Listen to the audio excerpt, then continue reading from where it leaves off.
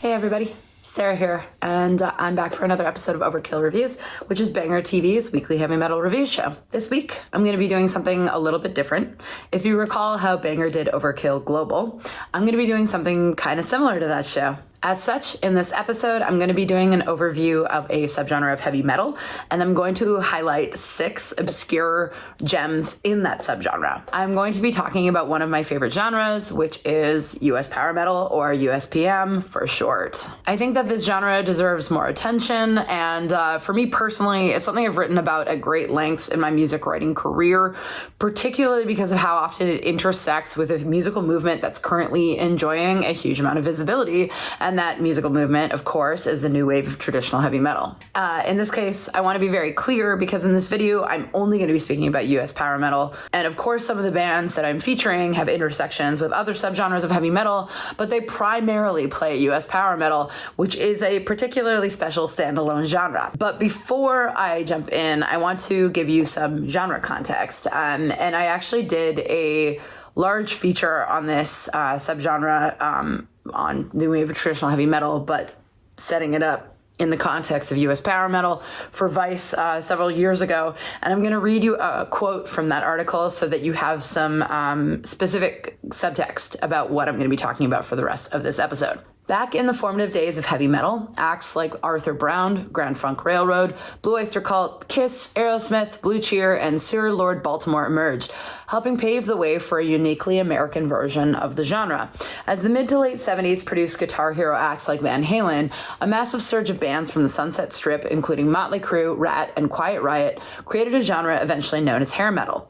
While the West Coast scene often reveled in sky-high hair and makeup-coated excess, a new sound was emerging in direct contrast to its sticky veneer. Its influences included the stentorian wails of emerging American legend Ronnie James Dio and his band Rainbow, combined with the hard rock that paved the way for the new wave of British heavy metal, with its epic choruses and fist-pumping bravado. Armed with these sounds, bands like Manila Road and Riot became the impetus for the nascent USPM movement. On the heels of that late 70s bubble came an early 80s tidal wave of both USPM and traditional heavy metal.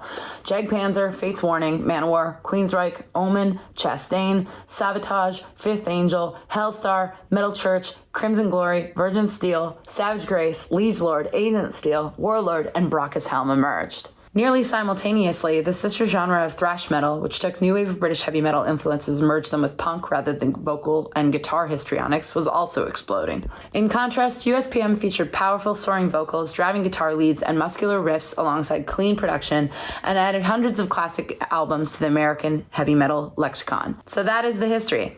Now let's talk about some deep cut albums from US power metal, and we're going to go chronologically so that you can get some insight into the evolution of this genre. The first album that we're going to talk about for this episode, Griffin, Protectors of the Lair, was released in 1986. This band featured multiple musicians who passed through Metal Church in their early formative days, including vocalist William McKay, drummer Rick Wagner, and bassist Steve Hott. The band released their debut, Flight of the Griffin, in 1984 via Shrapnel Records in the United States. After some band member turnover, Griffin released their second album, Protectors of the Lair. Very good record right here. This time with a reduced from 5 to 3 member lineup, who you can see on the back here in this awesome band member photo. Criminally overlooked, and while you can tell it's rougher around the edges than their debut, it is raw and it is powerful. This album is just bloody fantastic, with ample driving guitar leads and long instrumental sections. I really struggled to pull out a section of a song because you really need to hear the songs in their entirety to do them justice. Regardless, we're going to listen to the 5th track on the album, which is called Tame the Lion.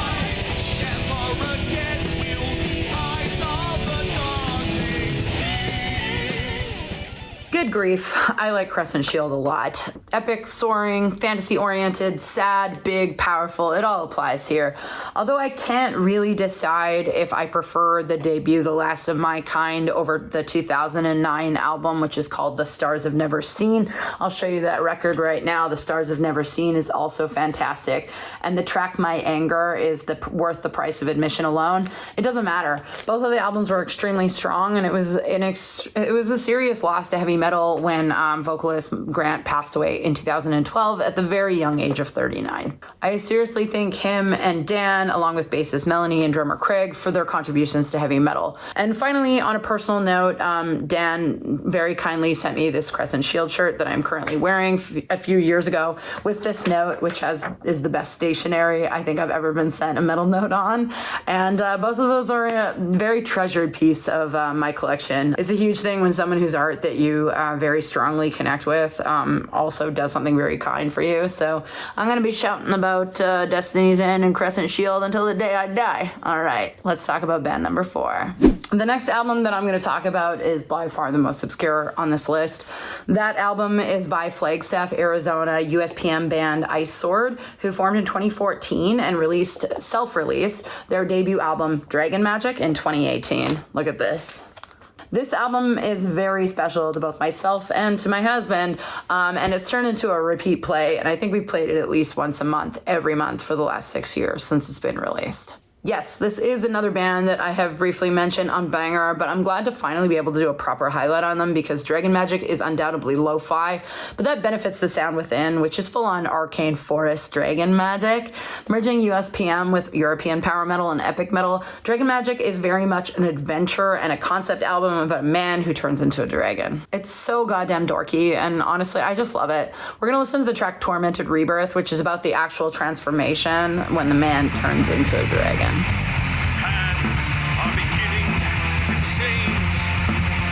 Claws grow where fingers once claimed. Scales are spreading across my flesh. A dragon's heart beats within my breast. Horns tear painfully as they grow. My eyes see further as they glow. A dragon I'll surely become. This painful transformation has begun. I love this method of telling a story in songwriting. Not everything should be chorus, verse, chorus, repetition. And while, of course, this album does have some of that, I really enjoy how it's written like a fantasy novel. If you check out the album on Bandcamp, you can still buy a copy of this vinyl, which I definitely recommend as there's only a few copies left. Anyhow, the current status of Ice Sword is unknown.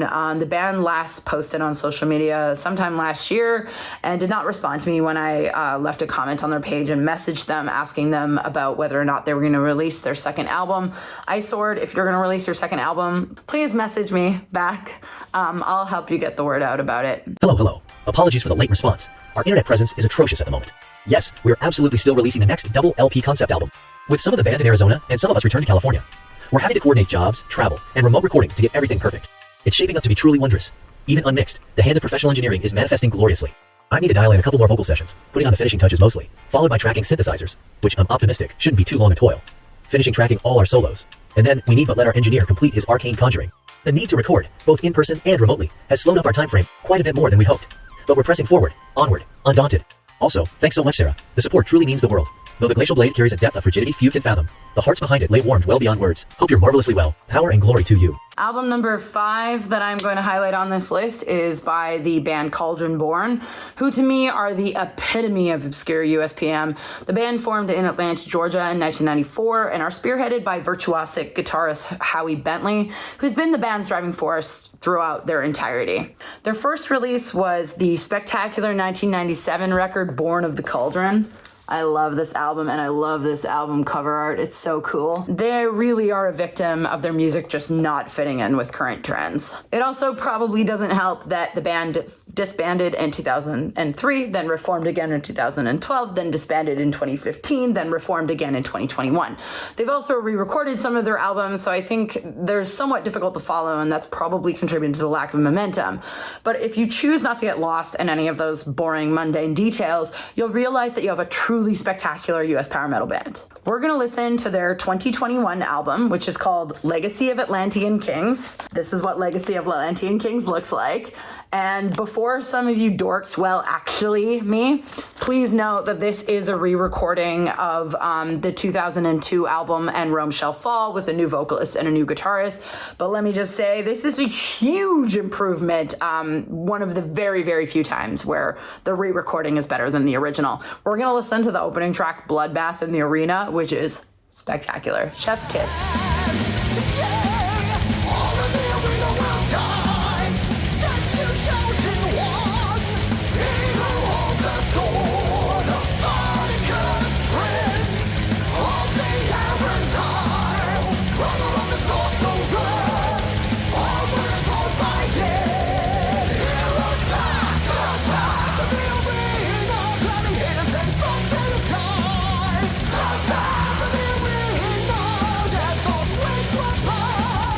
This honestly might be the only re-recording that is an upgrade on the original. Bands only put out re-recordings if they actually upgrade the original. For the love of fucking God, thank you. I do want to shout out to the band's newest record, which is called Cold Steel for the Necromancer. This album is also great. It's also available on Bandcamp. Please check out Cauldron Born on Bandcamp and buy all their albums. You'll be doing yourself a favor, I promise you.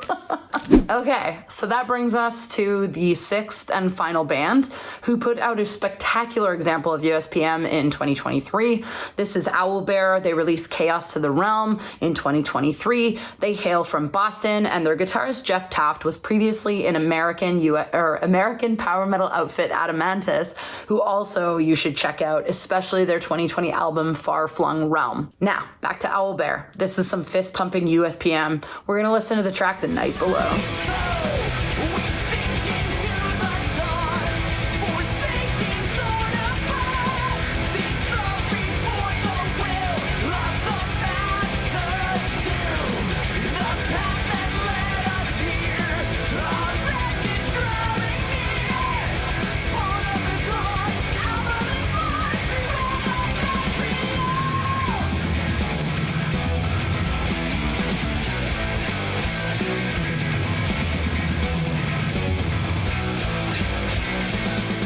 Goddamn, I love vocalist Katie Scary's voice. She's great, and I love the energy of this band. They're fun and they're big, and you can tell they're very inspired by European power metal and by trad metal, and the music intersects with power, trad, heavy, and speed. You can definitely hear the Running Wild influence in particular, and I think that this is kind of a big thing about USPM. A lot of people get really snobby about USPM and kind of think of it as like the cool or like underground counterpart and like the better kind of power metal instead of like puffy shirt, European power metal. And I think that all of it's like inspired by each other, and that it's cool to like be different, but it's also cool to like embrace it all. After that little rant, because I love all of this stuff, I'm pretty excited to hear the next release by Owlbear, because this is one of those albums that has been a grower, not a shower, and it's really grown on me in the last couple of years, or the last year I should say, because it came out in 2023, but it's only as of late that I've been listening to it on constant repeat. But the band is now working on album number 2, and that album will be released in late 2024 or early 2025 via Alone Records, which is the label that released their debut as well. They've given me the permission to share the album cover art on the channel. So that's exciting. Here it is. The second album will be called Feather and Claw, and the killer album art features, of course, the Owlbear, which is a monster from Dungeons & Dragons, and the band namesake. It's time for the shoutouts. We're going to talk about some fantastic releases by USPM bands that I would have loved to have featured more prominently in the video, but I do think a lot of them have received a lot of recognition and therefore didn't really need a full-length feature. First up, Brocas Helm, Defender of the Crown. Fantastic record with amazing bass leads and fantastic vocals. Side note, this band is playing Finland next week with Finnish, very USPM-inspired band Emissary, along with Chevalier and Iron Griffin. They're playing 2 gigs. Those are going to probably be the 2 best shows in Finland in 2024. Good thing I'm out of the country playing a festival. Ayy! Other than that, strongly recommend Hammers of Misfortune, The Bastard. Love the classic Lord Weird Slough Traveler, of course.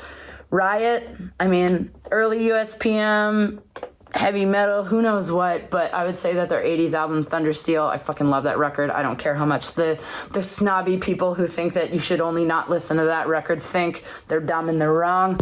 Other than that, definitely listen to Visigoth. Great example of modern USPM. Either of their 2 albums will do.